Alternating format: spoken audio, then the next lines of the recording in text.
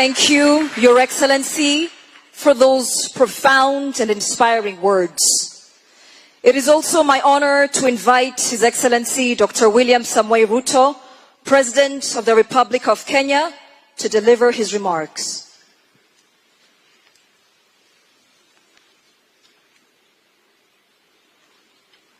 Thank you very much.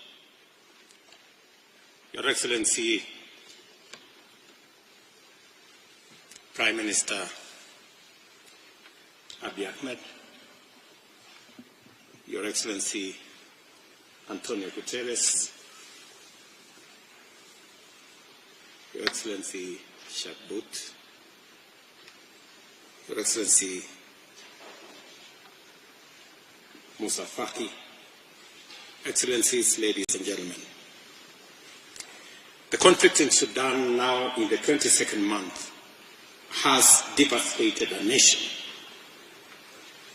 that just 4 years ago was on a promising path towards stability and self-sufficiency.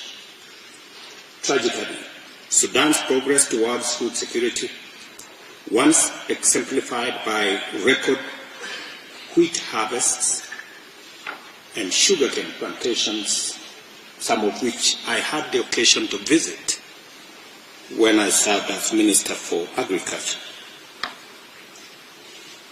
All that has been reversed, leaving over half the population of Sudan food insecure and millions at the brink of hunger. This crisis is worsened by the massive displacement of millions, with an estimated 11 million people forced to flee their homes. The collapse of healthcare systems, the spread of preventable diseases, and the deterioration of medical infrastructure have further deepened humanitarian emergency. The crisis' regional impact is equally severe, as neighboring countries are struggling with overstretched social services due to the growing refugee crisis. This situation demands urgent regional and global intervention. Any discussion of the humanitarian crisis in Sudan must acknowledge that this is a man-made disaster.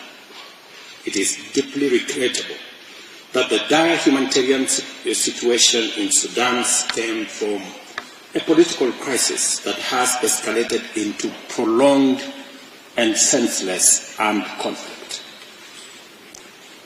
The obstruction of humanitarian access by parties to the conflict is simply unacceptable. We call upon all involved to facilitate unrestricted access for humanitarian convoys and healthcare workers, and to allow the resumption of agricultural activity in areas under their control.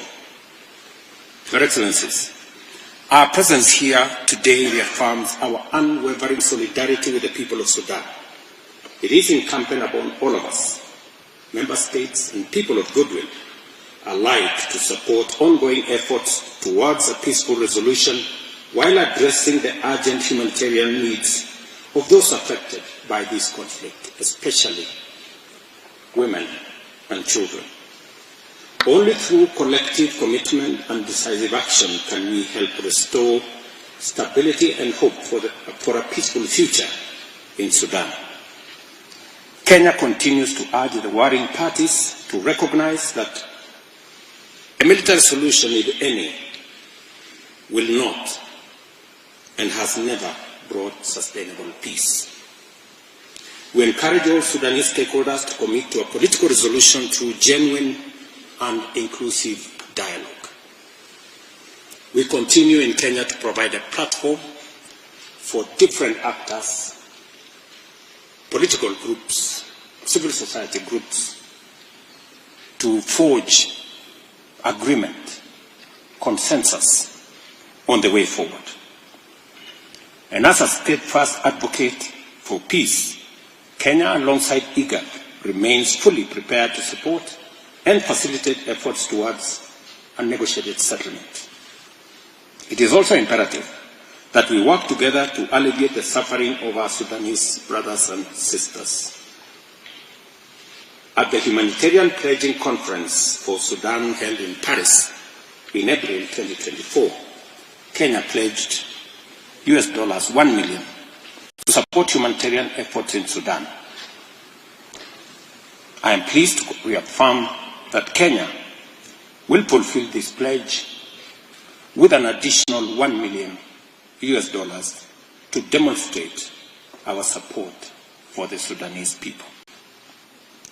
Finally, we urge all external actors supporting the warring parties to refrain from actions that further endanger the lives and future of the Sudanese people.